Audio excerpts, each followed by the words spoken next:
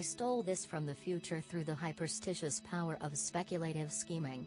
You are reading a letter that is destined to become legendary. Western thought is primarily dominated by substance metaphysics, which is a bias towards interpreting reality according to its unchanging features.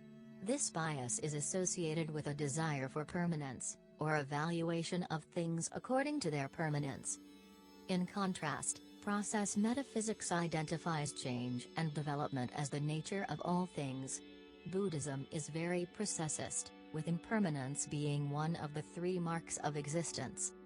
Western process philosophy, in particular the tradition of ideas around Henri Bergson, Alfred North Whitehead, Charles Hartshorne and others, doesn't place either extreme as more fundamental to each other, but as rather co-equal counterparts, two dynamical extremes that are inherent to all dynamics. While the thing in itself of substance metaphysics has its corresponding mathematical expression as the axiom of identity x equals x, something is itself, in itself, according to its own self-relationality, independent from its external relations. Process metaphysics finds its corresponding expression in calculus, the mathematical study of change, as the fundamental theorem of calculus, which describes calculus integration and differentiation as inverse operations of the same process.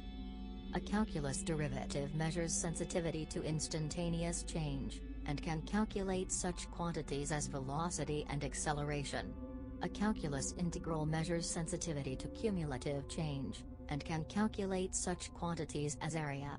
If our metaphysical premise is indeed a metaphysical premise, it must at least find some other satisfaction in the field of mathematics, an exemplary symbolic satisfaction of the metaphysical principle in the domain of mathematics. The relationship between integration and differentiation provides such a foundation for the interdependency of being and becoming at the heart of Western process metaphysics. What is also required is the identification of correlating processes in that of the structure of phenomenological experience, and in epistemology, the process of knowledge. We experience conscious change in two basic perspectives: instantaneous change in the present moment, and cumulative change over a duration of time.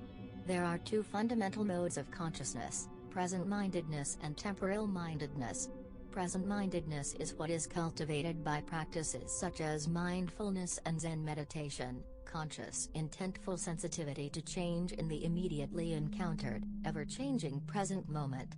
In contrast, the mode of temporal-mindedness is goal-directed, involving remembering, planning, anticipating, projecting, and attempting. These two modes of consciousness have an evolutionary relationship. The mode of present-mindedness is the mutagenic mode of consciousness, the mutation of experience by exposure to novel change in a contemporary world, while the mode of temporal-mindedness is the selective mode of choice. A healthy evolutionary system needs both the permittance of mutagenic alteration and the coherence of selectivity, so there is no good, bad dynamic here. Rather, what is bad are evolutionary dynamics that cripple evolvability, and are always situated according to the reality of their own problems. The meta-ethical goal is to transform evolutionary relationships where the poles of signification of instantaneous and cumulative are antagonistic into co-creative and synergistic evolutionary dynamics, to find ways to make peace work.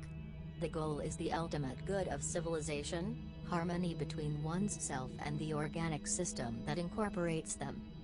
Henri Bergson intuited the expression of the fundamental theorem of calculus in process of epistemic discovery. Gunter is also correct, I think, is holding that what Bergson meant by intuition includes both qualitative and quantitative aspects.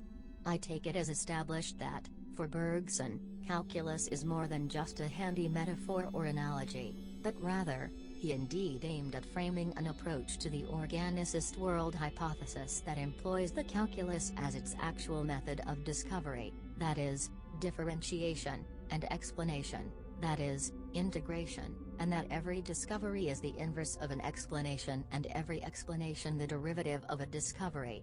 And I take it as established that Haussmann has shown a means whereby we can understand Bergson's approach as both metaphorical and rational. This leads to the epistemological formulation of the fundamental theorem of calculus. The interdependency of being and becoming is found as the interdependency between questionability and answerability in epistemology. In experiential evolution, question, choice, and action correspond to mutation, selection, and reproduction. A discovery is the apprehension of an exclusion to one's existing routines of explanation and choice, a surprise, a questionable experience that makes itself consciously questionable as a novel experience. A surprise is an undoing to successful understanding, a cataclysmic event that compels experiential divergence from one's prior speculation. While questionable, surprising events are apprehended by definition without intent, forcefully impressed upon one's experience. Our faculty of questioning makes the unknown a domain of intent, that of conscious inquiry. By asking questions about ourselves, the world, and the relationships between ourselves and the world, we can discover previously unapprehendable ways of changing our minds, of finding alternatives that we could not anticipate without the discovery of the limitations of our minds. Choice in itself is insufficient to generate freedom, as choice is intrinsically an eliminative operation. It selects from options on a list from according to its desires. The ability to change one's desires comes from one's ability to question them, which transforms desirability into a terrain of learning.